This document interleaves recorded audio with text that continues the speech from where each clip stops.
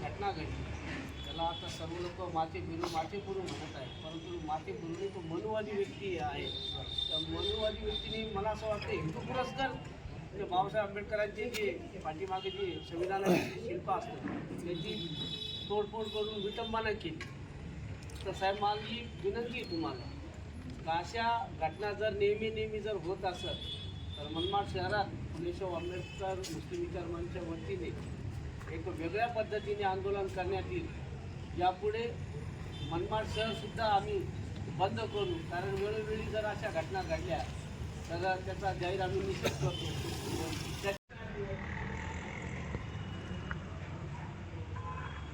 Doctor Babasaheb आंबेडकरांचा विजय असो.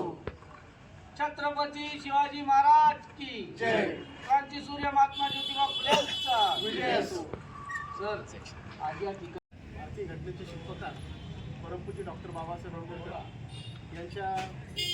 यांनी जे संविधान लिहिलं त्या संविधानाची खऱ्या अर्थानं ते संविधान म्हणजे आपल्या देशाला समता आणि ऐक्यासाठी ते संविधानच एकता निर्माण करू शकते. आणि आज आपण जे आहोत ते फक्त संविधानामुळे आहोत. आणि त्या संविधानाची प्रतिकृती म्हणून परभणी येथे स्थापन केलेली आहे. आणि ज्या पुतळ्याजवळ बाबासाहेबांनी निर्माण केली. बोला ना.